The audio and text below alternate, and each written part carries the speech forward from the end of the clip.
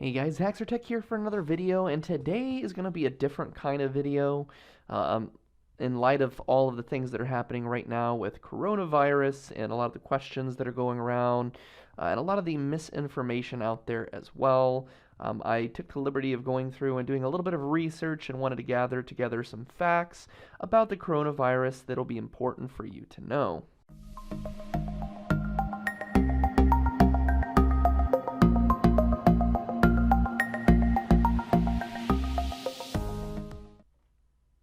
Okay, so looking at the first fact here, fact number one, how long does the coronavirus actually live outside of the body?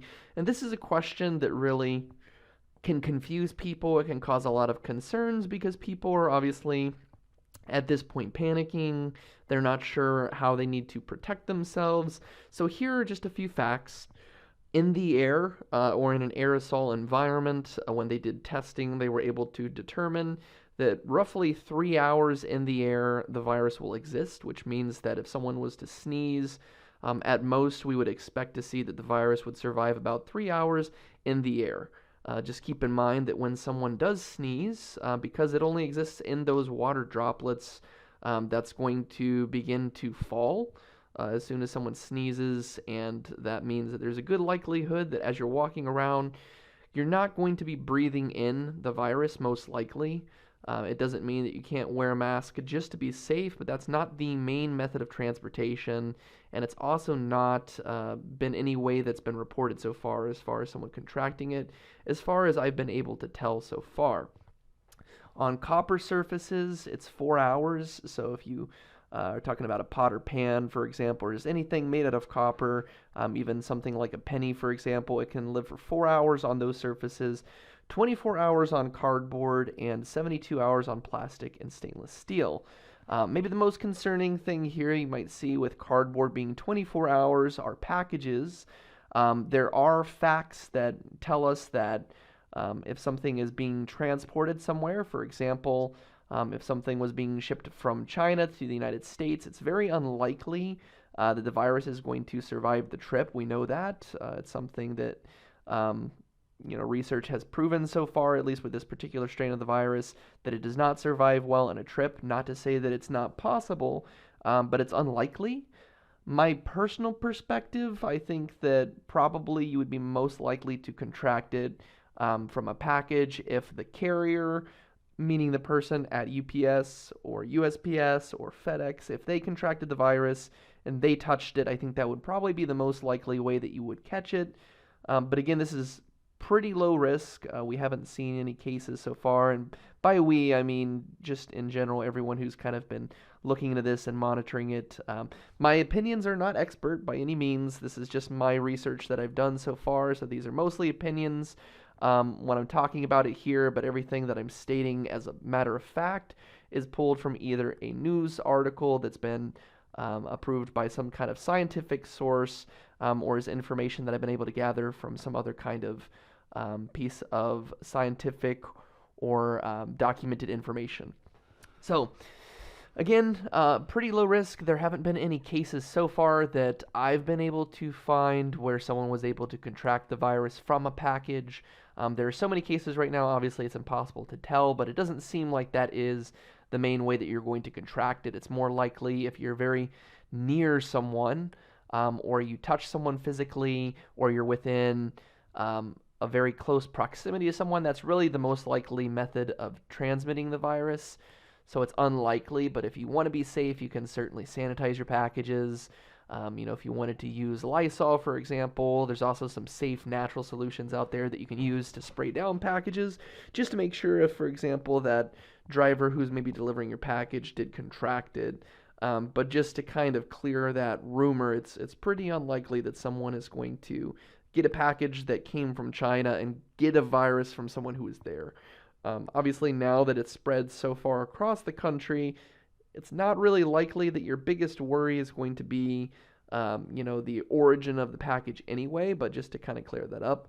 And then plastic and stainless steel, again, that's the longest amount of time that it can survive, but, this is just proper hygiene. If you're touching something that's plastic at a grocery store and someone else touched it and had the virus, you will want to make sure that you're just very mindful of that and constantly sanitizing your hands. So fact number 2 is how you might catch it. And I kind of already covered this again in the previous fact here, but there's many different ways that you could contract it. Yes, you can get it. It is in part airborne, but airborne is not the main method of transmission here. So you're more likely to catch it if you're near someone who actually has the virus in your close proximity to them, and it's not necessarily that you're going to, get it from them breathing on you, for example. It's a lot of touch, I think, is probably the best transmission of this particular virus, especially if someone's really nearby and they were to, for example, on a plane, touch a seat, and as you're walking by, you touch the same seat. I mean, that's a really good way to obviously transmit the virus. And the other thing to keep in mind here, just a few other things to clarify, is that the symptoms, which we'll talk about in another fact here, usually do not involve a lot of sneezing specifically. It's a dry cough and fever are the typical symptoms, which means that you're not expecting people to be consistently sneezing where they would be transmitting the virus in the air where you would catch it that way. You're more likely to just touch something similar to what that person touched, or if it's someone that's close to you and they hug you, or there's any kind of physical contact with that person. That's obviously a very, very easy way to contract the virus. If you're just standing in a checkout line, you do want to keep a distance because, obviously, if the person is coughing, it can get in the air. You can contract it that way if you're very near them. But it's not going to just jump off of their skin, for example, and get on you, so you don't have to worry. If you're near someone, social distancing is really just meant to kind of keep the exposure level lower, to keep the risk level lower, because the only way you're going to contract it is, again, if you touch something that person touched, or if you're actually in the vicinity of them coughing and that happens to get into your respiratory system. So masks can help with that, but again, since it's not the main method of transmission, that's probably not the most likely way that you're going to catch it unless someone's just very close to you. And just keep in mind that those medical masks, they do help. They absolutely do make a difference, but there is still always the possibility that if someone was directly getting that, virus just by whether it's coughing or sneezing or whatever it might be, if it's in the air, it still can get through the mask, so it's not 100% protection. But as long as you're not near someone who actually has it, then it's really unlikely someone would sneeze and then maybe 15 minutes later you walk by and you catch it that way. Fact 3 is whether or not you should wear a mask. And again, I just kind of covered that here. It does help. Some people may make jokes about it. It's definitely not anything that's going to hurt you. The only thing that can be a con or a negative with wearing a mask is, and I think really the biggest way that you would be most likely to increase your chances of contracting it, is the fact that when you wear a mask, you're going to be more likely to maybe want to touch your face to adjust it. I saw someone the other day who was wearing gloves and they were wearing a mask, and they removed the mask when they came outside of a store, and they had gloves on, and then as they were approaching their car, they pulled the mask back up and they got in their car. So there's a couple problems with that.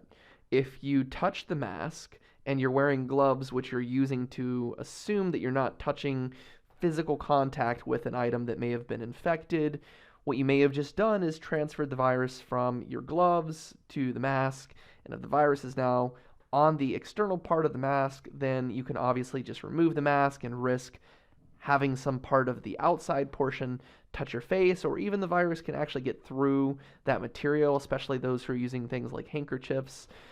That's not going to completely prevent the virus from getting through. So will wearing a mask make it worse? Not necessarily, but because of some of the habits that people pick up when they wear the mask, there is the possibility that it can increase your risk.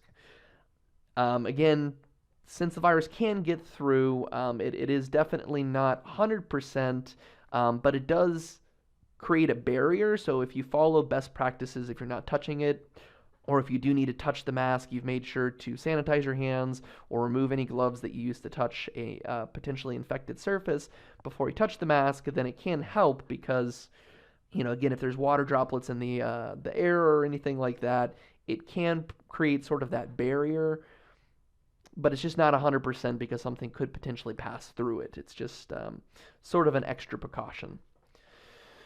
In fact, four, where did it come from? So there's a lot of speculation on this. I definitely don't have the answer. And again, this is not professional opinion. I don't work directly in the medical field. I do work around medical technology, but I'm certainly not a physician or anything like that. So I'm not qualified to, again, speak to all of these things. But as far as the origin goes, based off the reports that are available right now, it seems to have mostly been speculated to originate from the Wuhan wet market, which is a location where a lot of meats and I believe seafood and things like that are sold. That's been the largest confirmed theory so far, but the reason I wanted to put this fact up there is that there was a recent article that was released that described specifically that there were cases very early on in the first initial, I think it was 10 infections within China, where they had announced that it was not related, or those particular infections were not related to the Wuhan market. Those particular individuals were in no close proximity to that location.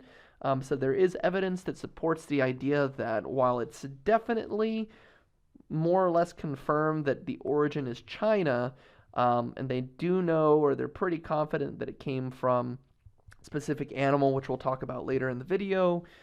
It's not 100% confirmed that it came from that specific market. It may have come from another part of China. It could have come from another market. There's a lot of different kinds of scenarios that could have happened, but for those that felt pretty confident it came from the Wuhan market, there is still a little bit of skepticism about that, so they are still researching it. But it definitely did come from China. Everything just points to that. Those are the first initial cases. So the only thing that is not 100% confirmed at this point is exactly where in China it came from and the specific intermediate animal that seemed to play a role in this. Fact 5 is whether or not it affects everyone the same, and there's some discrepancies here about whether the coronavirus is only impacting the elderly and kind of what it means for younger people. And the important thing to know here, this is just a pretty simple fact when it comes to anything related to viral illnesses. No one is 100% safe. There are some people that seem to think that children can't get this, and there are people that range anywhere from 6, maybe younger, to in their 90s that are contracting this virus. There isn't anyone who's actually safe from this virus, and it's going to affect everyone differently. There are also different and kind of varying levels of the virus. So you may contract it from someone who's a bit sicker, who has a more aggressive strain of this particular virus. And that might mean that you end up having more symptoms than someone else, regardless of your age. Now, obviously, someone who's older, their immune system is going to be much different than someone who's younger. So if you gave the exact same strain or the same aggressive, form of this particular coronavirus to two individuals, one was older and one was younger, we would expect that the younger individual would fare a little bit better. But it does not mean that they're completely safe, and it doesn't mean that young people can't die. As far as the cases so far, there have been people in their 30s who have been casualties. So just keep that in mind if you're really not worried about it because you're younger. You certainly can, end up dying from this virus ultimately. But the thing that people obviously are pointing out is that if you are younger, you're going to fare a better chance. There have been a lot of recoveries, and especially those who are younger don't tend to die from this virus unless you have an underlying medical condition. It doesn't mean that you can't. But for those so far in the cases that have been reported, the most common reason someone may have died is because either they had an underlying condition, one person had cancer, for example, which is an obvious reason why they may have been a fatality at a younger age. If you already are sick from something else, then that can cause it. There's a lot of different things. And the other thing, too, though, is because this virus goes for the lungs, it can result in pneumonia. And if you get pneumonia, or if you especially were already at risk of that or had it, for example, then obviously it's very high risk. But just wanted to make sure that this point was very clear because, yes, if you're older, you're going to be in that highest risk bracket. But there are also a lot of younger people who already have different kind of immune system compromised issues that are kind of happening, which could make you higher risk to ultimately die from the virus, but if nothing else, could cause a much more severe case and could really, um, hurt you much worse than for others. So just wanted to make sure that that point was cleared up. For fact 6, how did it compare to other pandemics?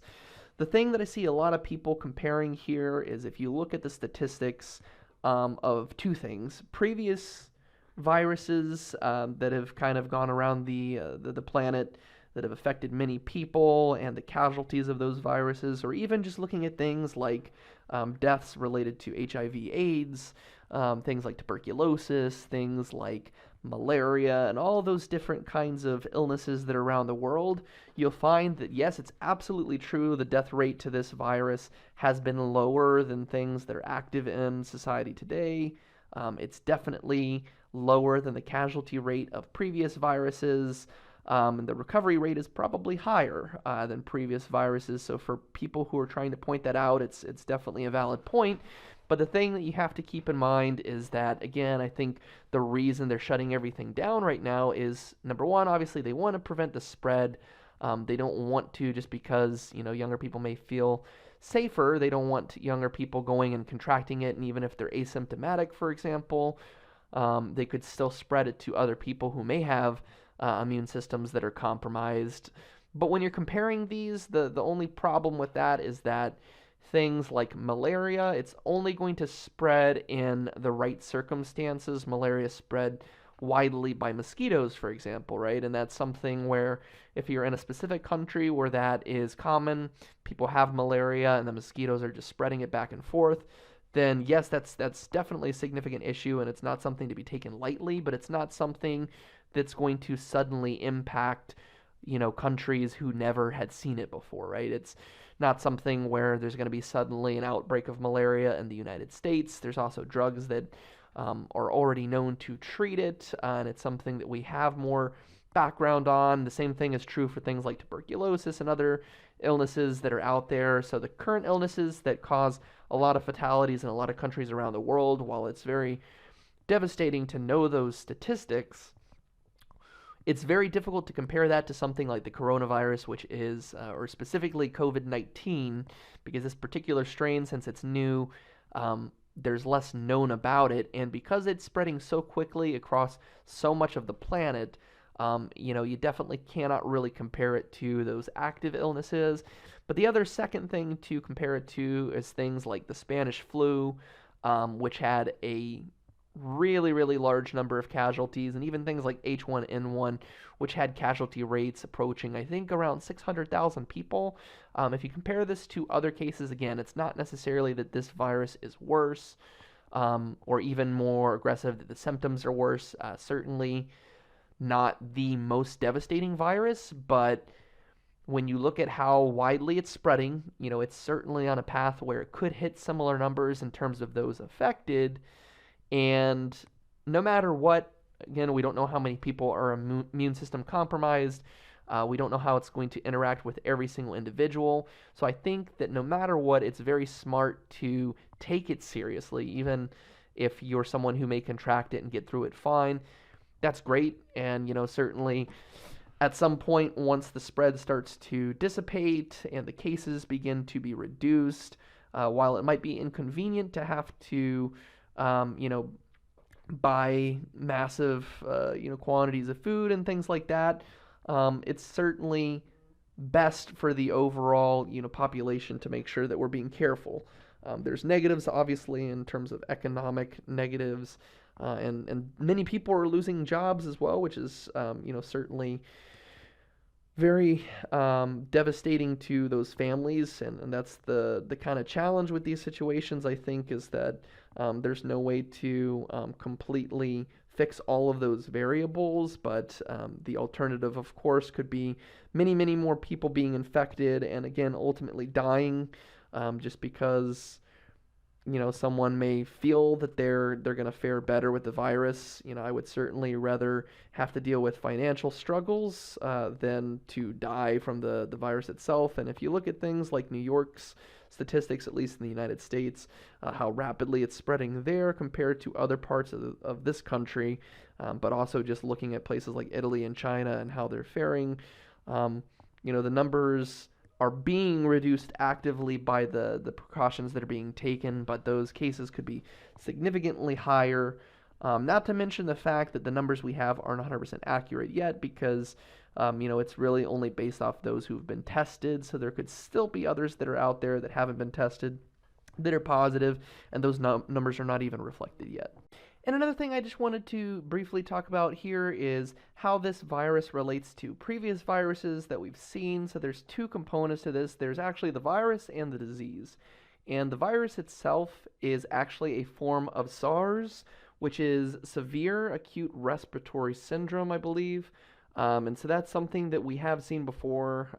This is a variant of that particular virus, which causes the disease coronavirus, is kind of the term that we use, or why we call it COVID-19, COVID-19, because it is a different strain of the coronavirus, which has been seen before. So this is not a brand new virus. It is a different strain of previous viruses. But that's the other thing that I wanted to clarify is SARS, and you'll see the name here on the screen. The variant of SARS is actually what the virus is called, and then COVID-19 is actually the name of the disease itself, which is different. It's not the virus, it's actually the illness that is caused by the virus itself. So I just wanted to make the distinction between those two differences. Fact 7 is whether or not your packages are safe. And again, this was kind of covered a little bit earlier on. This is something, that a lot of people are very concerned about their packages coming from China, for example. Or at least I've seen a lot of comments about that, and they're worried that, they may get a package that already contains the coronavirus because it came from, one of the countries, whether it's from Italy or China, or wherever it might be. So again, as I mentioned before, since it's 24 hours of a window that the virus can actually exist on cardboard, it's best to sanitize those items, certainly just to be safe. You can do that, but it's not likely that you're going to catch it from those packages. They haven't seen any cases where that has happened so far. But if you were going to be at risk of that, it would be most likely, again, like I said before, from the delivery driver having it. It's definitely not likely that in the shipment process from China or Italy or any distant location that the virus is going to last for that full window, especially considering some of those shipments can take some time.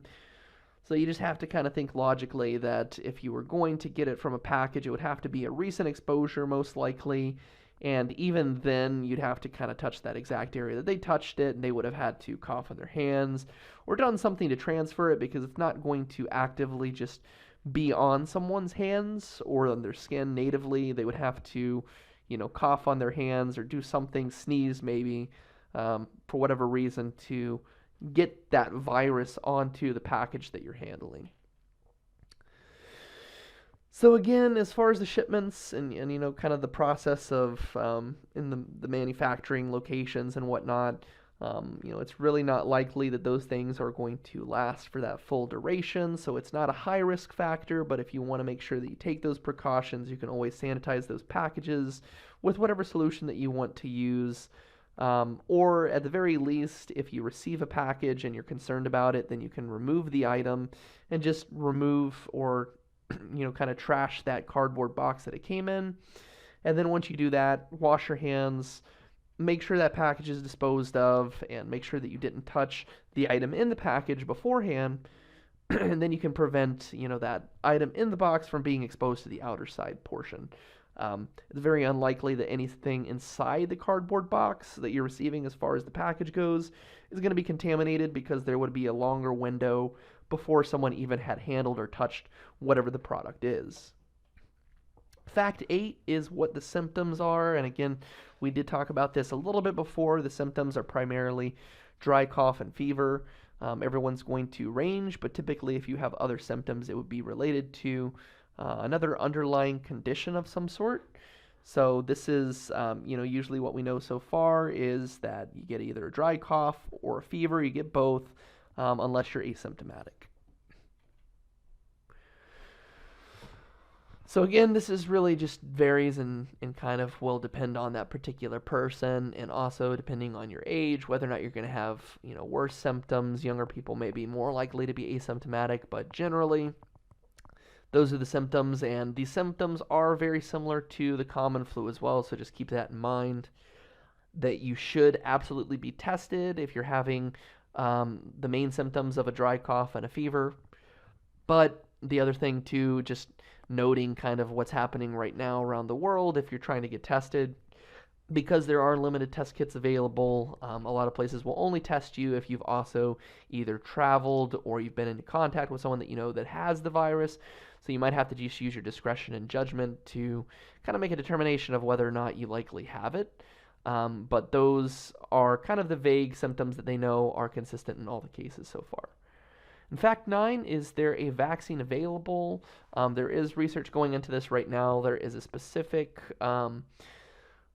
medication that can be used potentially to treat this. It's the same medication that's used to treat malaria victims or malaria patients. So that is a promising potential there, and there's some other research being done right now to try and figure out exactly what can be done. There have been vaccines that have been going through testing already. They already have human trials kind of undergoing the testing process right now, so they are working on it, and it's happening at record speeds because generally this does take a year to occur. So for those that are kind of becoming a bit impatient, certainly they're trying to create these vaccines and they're trying to come up with the solution as quickly as possible. It is challenging because there's so many variables and they cannot obviously release something that doesn't work, but it is promising to see that the medication used to treat malaria patients does seem to be effective in this virus, and I have seen some stories so far where they were able to use it to completely cure someone or really significantly limit their symptoms and eventually help the people to get better that were treated with it. So there are things in process right now, and just have to see what that research produces. And finally, fact 10, was it man-made? There's a lot of speculation about this, and this is my personal opinion because no one knows with 100% certainty, and there are some political things involved here. Personally, I do not believe that it's man-made.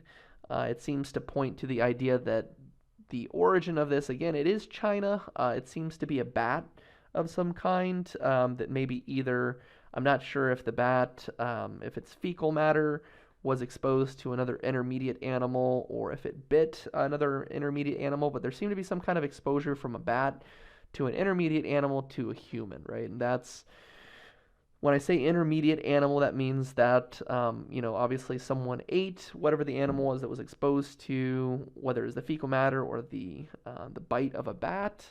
It could have been a pig, it could have been a chicken or any other kind of animal that was exposed to that material from the bat. But, bats would make sense considering they do carry things like Ebola.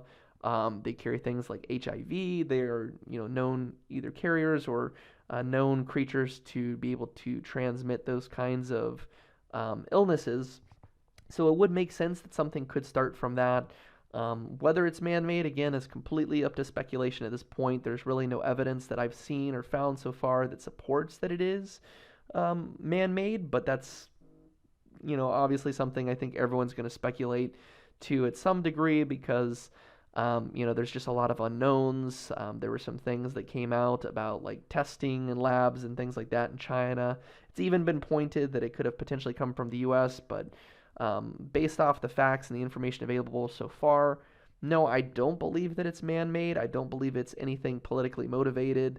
I think that, we've seen a lot of illnesses in the past that have come from animals, and the nature of this, especially the method of infection, the first groups of people who were infected and how it ended up spreading, I think it absolutely makes sense that it was not an intentional thing.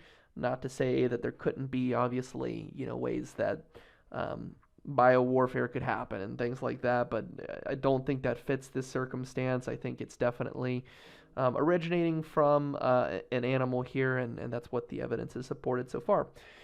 So those are the 10 facts that I wanted to cover, just the information I've been able to research so far, a little bit of my opinion there. I know that this is a sensitive topic, so you guys might have some differing opinions in the comments, but I am curious to see what you guys think.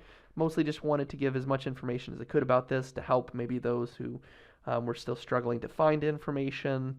Again, Leave a comment below if you have any questions or wanted to make a comment on anything here. Like the video if you liked it, and if you wouldn't mind, if you check the description, I have in there just some free ways that you can support the channel.